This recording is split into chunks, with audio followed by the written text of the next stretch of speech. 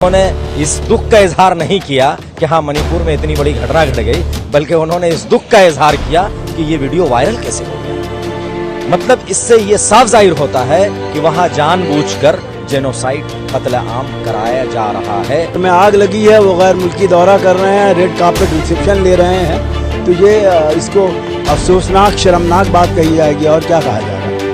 और गुजरात दंगा में फर्क थोड़ा ये है कि मणिपुर दंगा में गुजरात के दंगे में मुसलमान मारे जा रहे थे, यहाँ आदिवासी मारे जा रहे थे। मामला होता तो क्या करती? अमित शाह का बेटा वहां पर मौजूद होता, वहां पर हादसा में कुछ ना खासा कुछ होता तो वो क्या करता? नरेंद्र मोदी का फैमिली का मेंबर वहां पर होता तो क्या होता? आप ये सोच करके वहां पर करें ना, आप वहां पर इस चीज को सोच कर करें। अगर मेरे फैमिली के वहां पर मामला ये होता, मणिपुर में हादसा हुआ कलकत्ता की सरजमीन पर, हम लोग यहाँ परेशान। अगर बोला जाएगा पॉलिटिकल, हम लोग कोई पॉलिटिकल पार्टी से नहीं है। वो कहा जाता है कि जब रोम जल रहा था तो नीरो बांसुरी बजा रहा था, तो हमारे जो वजीर आजम हैं वो गैर मुल्की दौरा कर रहे हैं, घर में आग लगी है, वो गैर मुल्की दौरा कर रहे हैं, रेड कार्पेट रिसेप्शन ले रहे हैं, तो ये इसको अफसोसनाक शर्मनाक बात कही जाएगी और क्या कहा जाएगा। मणिपुर के मुख्यमंत्री जो है एन बीरेन सिंह, उनका इस्तीफा अब तक खुले लफ्जों में नहीं मांगा गया। किस मुंह से मांगे काबा, किस मुंह से जाओगे गालिब, शर्म तुमको मगर नहीं आती। वो किस मुंह से मांगेंगे जब गोधरा 2002 में वो सारा वाक़या जो मणिपुर में हो रहा है उसका लार्जर स्केल में वो वाक़या हुआ था। वो गोधरा में जब 2000 से 3000 लोग मारे गए थे, हजारों औरतों की असमत लूटी गई थी। यहाँ तो 200 लोग ही मरे हैं और यहाँ 200-400 की असमत दरी हुई है।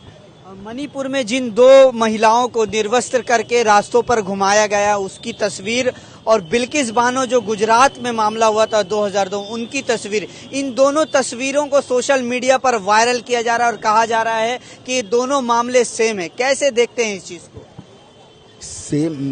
Manipur is a smaller scale में है और गोधरा जो हुआ था वो लार्जर स्केल में था, बहुत लार्जर स्केल में था। गोधरा में उस जमाने में वीडियो वगैरह इतना पावरफुल मीडियम नहीं था जो उसके वाक़यात को और ज्यादा मुश्तहर किया जा सकता। गोधरा के वाक़यात आज अभी चूंकि मीडिया ज्यादा मजबूत हो गया है, इसलिए ये तमाम वाक़यात सामने आए। वो भी इस तरह के इंटरनेट को इन लोगों ने बंद कर दिया था, खबर नहीं फैले। इन लोगों की स्टेट टेररिज्म जो हुआ कश्मीर में 370 को हटाने के बाद 2 साल तक कंप्लीट इंटरनेट और मीडिया टोटली बैन कर दिया गया, क्लैमडाउन किया गया। ये इंसानियत सोज हरकत है ये हुकूमत की, और इसने हर जगह वही चीज लागू करने की कोशिश की है। और दुनिया, ह्यूमन राइट्स जितने हैं दुनिया में, सब इससे काफी मजम्मत कर रहे हैं हिंदुस्तान की। 82 दिन के बाद तो वो उससे वीडियो से तो दिल कांप उठा, लेकिन सवाल ये है कि वीडियो आने के बाद में जो प्रधानमंत्री का रिएक्ट होना चाहिए था वो उससे ज्यादा शर्मिंदगी की बात थी कि उन्होंने इस दुख का इजहार नहीं किया कि हाँ मणिपुर में इतनी बड़ी घटना घट गई, बल्कि उन्होंने इस दुख का इजहार किया कि ये वीडियो वायरल कैसे हो गया। मतलब इससे ये साफ जाहिर होता है कि वहां जानबूझकर जेनोसाइड कत्ल आम कराया जा रहा है, जिस तरह से 2002 में गुजरात में कराया गया था इसी प्रधानमंत्री नरेंद्र मोदी के नेतृत्व में। आज वही एन बीरेन सिंह के नेतृत्व में कराया जा रहा है। 82 दिन हो गए, अभी तक नरेंद्र मोदी प्रधानमंत्री ने चुप्पी नहीं तोड़ी है, वो 36 सेकंड के बाइट को छोड़कर। क्या लगता है आने वाले दिनों में प्रधानमंत्री बोलेंगे मणिपुर मामले में? प्रधानमंत्री मणिपुर मामले में इसलिए नहीं बोलेंगे कि मणिपुर मामले का जो ऑपरेशन चल रहा है वो चल रहा है सीएम ऑफिस से, मणिपुर के सीएम ऑफिस से चल रहा है, क्योंकि मणिपुर की जो सरकार है वो उस समुदाय से ताल्लुक रखती है जो समुदाय वहां पे तांडव कर रही है, जो मेजॉरिटी समुदाय है। इसीलिए नरेंद्र मोदी उस पर बोलने का हक नहीं है। इसलिए नहीं है कि अगर वो सवाल करेगा उससे तो वो भी सवाल पूछेगा कि 2002 में जब आप गुजरात में थे, सीएम थे, उस वक्त आपने गुजरात के दंगे को कंट्रोल क्यों नहीं किया। तो आपके मुताबिक गुजरात दंगा और मणिपुर दंगा कहीं ना कहीं इक्वल है, सेम है? मणिपुर दंगा और गुजरात दंगा में फर्क थोड़ा ये है कि मणिपुर दंगा में गुजरात के दंगे में मुसलमान मारे जा रहे थे, यहाँ आदिवासी मारे जा रहे हैं। बस यही फर्क है, लेकिन दग्गा तकरीबन सेम है। वहां भी रेप हुआ था, वहां भी इसी तरह से अत्याचार किया गया था औरतों के ऊपर, और तादाद के एतबार से वहां ज्यादा लोग मरे थे, यहाँ कम मरे हैं। लेकिन दंगा का जो प्लान है, जो ब्लूप्रिंट है, वो जो गुजरात में ब्लूप्रिंट तैयार किया गया था सीएम ऑफिस से, वही ब्लूप्रिंट मणिपुर में हो रहा है। स्मृति ईरानी संसद में कहती हैं कि मणिपुर में जो हुआ है, जो हिंसा हो रहा है पिछले 77 या 80 दिनों से, इसके जिम्मेदार राहुल गांधी है। कैसे देखते हैं इस बयान को? देखिए, इन लोगों का अभी जब से ये इंडिया बना है तब से इनकी बौखलाहट हो रही है। ये कभी किसी को जिम्मेदार सड़ाएंगे? क्या वहां के सीएम राहुल गांधी है? पीएम कौन है? कहीं भी कोई दुर्घटना घटती है किसी घर में, फर्ज कर लें, एग्जाम्पल ले ले कि स्मृति ईरानी के घर में आपसी कोई तांडव होता है उनके बच्चों के दरमियान, उनके घर वाले के दरमियान, तो उसका जिम्मेदार कौन होगा? घर का मुखिया होगा। तो घर का मुखिया कौन है? एन बीरेन सिंह है। और पूरे देश का मुखिया कौन है? प्रधानमंत्री है। तो इसका सवाल किससे पूछा जाएगा? फिर राहुल गांधी का नाम कहां से आ गया? राहुल गांधी को तो अपोजिशन में है और उसे तो पप्पू कहा जाता है, तो पप्पू इतना बड़ा काम कैसे कर सकता है? एन बीरेन सिंह का एक शर्मसार बयान आता है मीडिया द्वारा। मीडिया में ये आता है कि अभी तक ये तो एक वीडियो वायरल हुआ, ऐसे 100 केसेस मणिपुर में पड़े हुए हैं, किन किन पर बात की जाए? इस बयान को किस तरह से देखते हैं?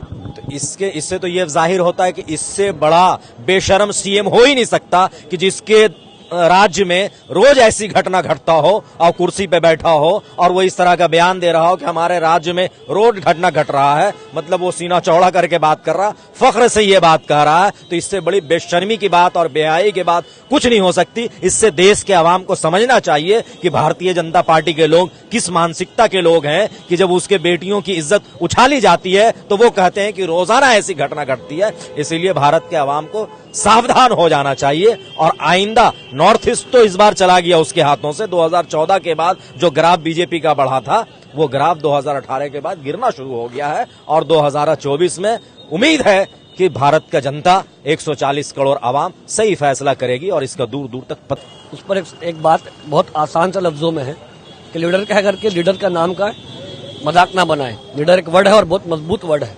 लीडर के मानने होता है कि जिसके बीच में वो लीडर बना हुआ है सबको लेकर के चलना। आज हमारा ये हाल है हिंदुस्तान का, जानवरों से भी अगर हम चाहे जानवरों से हो चाहे परिंदों से एक सीख ले ले। मुर्गी भी जब रास्ते में चलती है ना अपने बच्चों को संभाल कर लेकर चलती है। हर तरफ से एक तरफ से अगर कोई बच्चा गिर गया है तो उसको रोक करके वापस में उसको जमा करके सबको साथ में लेकर के चलती है। और यहाँ पर हमारा देश का एक जगह जो मणिपुर, जिसे वहां पर में ऐसा हादसा हो रहा है, वहां पर उनका अपना भारतीय जनता पार्टी का वहां पर नेतृत्व भी है। क्या नाम उसका? एन बीरेन सिंह। लेना नहीं चाहते, नाम मालूम लेना नहीं चाहते, वो मौजूद भी है। उसके बाद भी यह हादसा हो रहा है।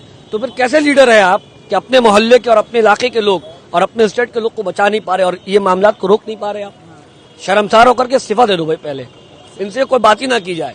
पूरे हिंदुस्तान के आवाम से आपके चैनल के माध्यम से गुजारिश है, कहीं पर भी कोई प्रोटेस्ट हो, कहीं पर भी कोई मीडिया बाइट अगर वगैरह आप दे रहे हैं, सबसे पहला आप एक डिमांड करें कि भाई आप वहां के मुख्यमंत्री पहले इस्तीफा दे और उसके बाद एक लेडी है, क्या नाम उसका? हाँ, वो जो भी नाम पता है, बताना नहीं लेना। अच्छा, क्यों ले? हम कोई बड़ा हादसा तो है नहीं, क्योंकि इन लोग तो हादसाओं को जवाब को दे कह रहे कोई नई चीज नहीं है। तो फिर हम कैसे कहते कि लोग नहीं, कोई नया कोई नाम है? कोई नाम ही नहीं है, क्योंकि जिसके अंदर इंसानियत नहीं है तो फिर उसका क्या नाम हो सकता है? यहाँ पर इंसानियत का गला घोटा जाए, जहाँ पर आंखों के सामने ये मामला पूरे हिंदुस्तान में, बल्कि पूरे हिंदुस्तान में बल्कि पूरे वर्ल्ड के सामने एक वीडियो निकल गया कि अपनी अरे क्या बताएं कि उस देश में जहाँ पर लक्ष्मी माना जाता है, सरस्वती माना जाता है, एक हमारे हिंदू भाई जिसको सरस्वती मानते हैं, औरतों को लक्ष्मी मानते हैं, वहां पर एक औरत का कपड़े को छीन करके रास्ते में दौड़ाया जा रहा है। उसके बाद जो हादसा उसके साथ में हुआ आपको ही मालूम है, पूरे हिंदुस्तान को मालूम है। उसके साथ में ये मामला किया जा रहा, खामोश है। ये कैसे खामोशी? माने गूंगा हो गया आप, हलक का जबान छिना गया। स्मृति ईरानी का पहले बयान आता है कि एन बीरेन सिंह इस चीज की कार्रवाई कर रहे हैं और आज वो संसद में कहती हैं कि जितना भी मामला हुआ इसके जिम्मेदार राहुल गांधी है। कौन गांधी है? राहुल गांधी। वो क्या है? वो आपने तो उनका तो वो राज्यसभा भी इंटर नहीं कर सकते ना शायद, और फिर सस्पेंड है। उसके बाद फिर उनका गिरफ्तारी का बात चल रहा था और उसके बाद नहीं, उसके बाद आप लोग ये कहते हैं कि उनको पॉलिटिकल का कोई मामला नहीं आता। हम तो एक वर्ड भी यूज करते हैं, वो वर्ड हम नहीं बताएंगे, बोल दिए एक साहब, हम नहीं बोलना चाहते। सब कुछ आप लोग कह रहे, फिर कह रहे ये हादसा का पीछे उनका हाथ है। उनका हाथ का दूर दूर तक सोच नहीं हो सकता। कैसे हो सकता? कोई एक वजह बता दे हमको। आपके घर के अंदर में, अभी बताए थे, आपके घर के अंदर में कोई मामला हो रहा है, आप उसको खुद से सही नहीं, अगर किसी ने गलत कर भी दिया, चलो हम मान लेते किसी ने गलत कर दिया, तो आप तो उस घर के बड़े हैं, तो आपने उसको सही करने के लिए क्या किया? गलत हो चुका, एक बच्चा गिर गया है, बच्चा गिरने के बाद आदमी उठाकर उसको डॉक्टर के पास लेके जाता है, या उसको सही जो उसका जो कारण है वो करता है। तो आपने क्या किया उसके लिए? ठोस कदम क्या उठाया आपने? असल ये है कि उनके दिमाग में लगी हुई है चोट। इंडिया में रह रहे थे वो, इंडिया को देखे नहीं थे वो, इंडिया में रह रहे थे वो, इंडिया को देखे नहीं थे वो। गलती 2024 के लिए जो इंडिया वापस से इंडिया बन के दिखा दिया गया है, तो ये लग गया सर में एक चोट। अब सर में चोट लगने के बाद बुकला से गए, जबान में जो आ रहा है वो बोलते गए हैं। वो राहत इंदौरी का शेर ना कि हमारे जबान से जो निकले वही सदाकत है, क्योंकि हमारे मुंह में तुम्हारी जबान तोड़ी है। तो राहत इंदौरी का शेर को इन लोगों ने बहुत अच्छा से पढ़ा और याद किया, इसलिए जो जबान में आ रहा बोल रहे हैं। इनको ये सोचना चाहिए, सारे पॉलिटिकल मामला को हटा करके एक बात समझना चाहिए, इंसानियत बोले कोई चीज है। स्मृति ईरानी का बेटी के साथ में अगर ये मामला होता तो क्या करती? स्मृति ईरानी का बेटी के साथ ये मामला होता तो क्या करती? अमित शाह का बेटा वहां पर मौजूद होता, वहां पर उस हादसा में कुछ ना खासा कुछ होता तो वो क्या करता? नरेंद्र मोदी का फैमिली का मेंबर वहां पर होता तो क्या होता? आप ये सोच करके वहां पर करें ना, आप वहां पर इस चीज को सोच कर करें। अगर मेरे फैमिली के वहां पर मामला ये होता, मणिपुर में हादसा हुआ कलकत्ता की सरजमीन पर, हम लोग यहाँ परेशान।